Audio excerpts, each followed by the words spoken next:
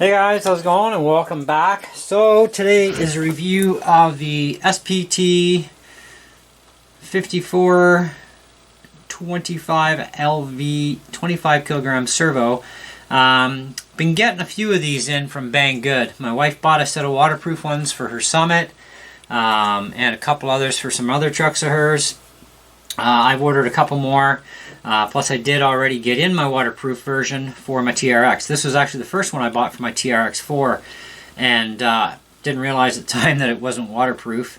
But anyways, it really doesn't matter. I found they had the waterproof version, so I ordered it, and we've been ordering just those since.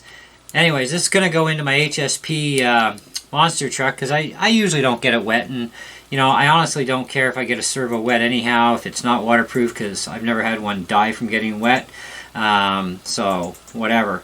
Anyways, the servos are 25 kg is what they're rated for according to specs, and they have a 26 kilogram stall torque. Okay, so if you go past, of course, it's going to stall. Now, I've had zero issues with the TRX with this servo and the new waterproof one as far as going through the rocks and stuff, and I've never had a stall out. Where with the stock 9 kilogram Traxxas servo that was metal geared, the new version, and it's real bloody expensive, by the way. I'm sure a lot of you know that if you have a TRX.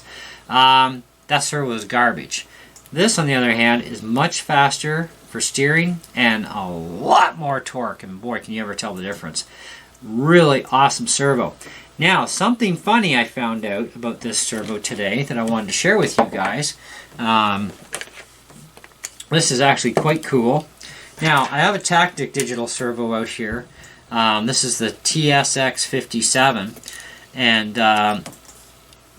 pretty much every steering servo standard is 90 degrees, so 45 degrees in each direction. So you'll have a stopper point. It's not going to turn any further, and that's going to be it, right? So this stops.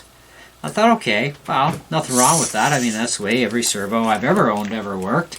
You know, unless it was one that I turned into a 360 degree servo. Now, with these SP servos, you can buy them as 90 degree, 120 degree, and 360. I don't know if you can get like an in between that. But without being powered, it goes around and around, just like a continuous servo. And it'll do that in both directions. So I thought, well, I didn't break the servo and there's no gears grinding, but that's kind of freaky. Okay, so let's plug her in. Now, plugged in, the battery's hooked up, but the power's not turned on, and I can still turn this servo around and around. So that's kind of interesting. It's like, okay, so turn on the radio. Now watch the servo. Okay, steering wheel.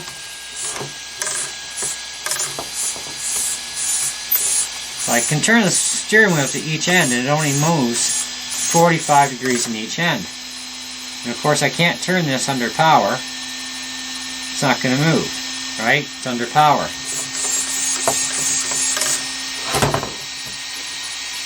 Power off.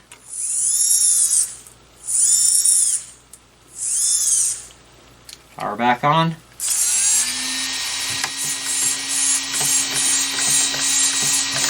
Like, I can seriously not turn the wheel any further.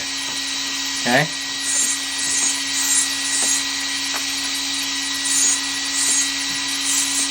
So I thought that was quite interesting. So this thing appears to have some sort of a smart system built into it that tells it not only is it a 90 degree servo, but to not allow itself to continually rotate when it's powered on. It only will go 45 in each direction. That is freaking wicked weird.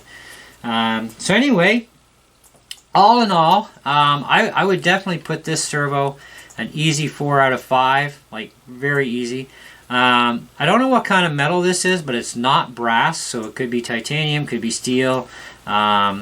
the specs really don't get into exactly what the metal is made out of that I saw anyway. There may be a spec sheet somewhere online right at the company that actually makes these. I haven't actually bothered to look. But the servo does run up to 6.6? My eyes are going. 6.6/0.17. So, and it is digital servo. I've had no issues with the digital servo in any of the machines I've put them in so far. So that's been actually really good. Like I said, my wife bought a set for her Summit. She's going to be putting those in soon. And some other TLC she has to give her Summit and get it all prepped and ready to beat the living snot out of it some more. I'm definitely going to beat on this. I'm actually kind of wondering that because of the way this is designed, if the thing is actually smart enough to know when it's being jarred hard, if it would react like a servo saver to avoid smashing the gears. So I'm going to have to kind of try that out, I guess, with a vehicle that has no servo saver, or one that's locked up. And I have locked my servo saver on this truck. So it basically doesn't do much anymore. So anyway, I'm going to install this thing with the metal steering servo arm as well, and I'm going to have some adjustments to make because normally this arm goes on backwards, but because of the way things have to be set up on here, I got to hook this up a little bit differently with the linkage, and I may have to adjust my linkage for recenter properly. But all in all, great servo. It cost me $20 and change, so under $20, or sorry, under $21, and the shipping was like I think $3 or something, so that was like really cheap. So for under $24, you can get a really awesome heavy-duty servo that does not require an external BEC, which is another bonus. You don't need it. I have a lot of crap plugged into my TRX and still no problems. So you don't need a separate BEC for this and to get full power out of it either.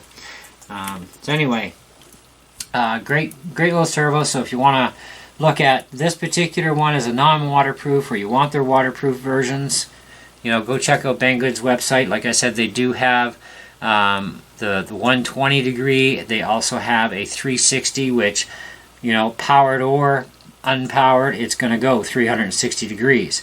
And I did take this apart too, because I was curious, and there actually is a O-ring that sits on top to keep water out of this area. So this is actually pretty well sealed, even though it's not a waterproof version. It is sealed. I also pulled the main spline shaft gear off to check underneath. There is no stoppers, like none. And we all know, well, at least we all should know by now how a servo is made on that gear. Is there's a little stopper plate or bar within the gear, and of course one rate built into the servo housing so that it can only turn so far, right? And this has that, but this one doesn't. And I thought, wow, that is so sick. So anyway, something to let you in on too at the same time. Anyhow, I'm going to get out of here. I got to go put this servo in and get on with the rest of my day, but that's my review. And as far as the waterproof version goes, the only difference in the part number is where you have that LV, you'll have an LV-W for the waterproof version, which I can tell you right now, to kill it as 2-in-1 on this video. They're both great servos, plenty of juice. I'm going to upgrade all my vehicles with these particular 25 kg servos. They are just amazing servos, and amazing for the money too, but just an amazing servo. It makes a huge difference on your driving, your control. The speed response is much better than standard servos are. So, and what's in here right now is actually a 15 kg servo, and it's not near as fast as this one, nor as strong either, because, you know, 10 kilogram difference, right? So I'm going to enjoy driving the truck now with this thing in it. Anyway, that's it. That's all. Thanks for watching. Hope you enjoyed the video, and we'll catch you on the next one. See ya.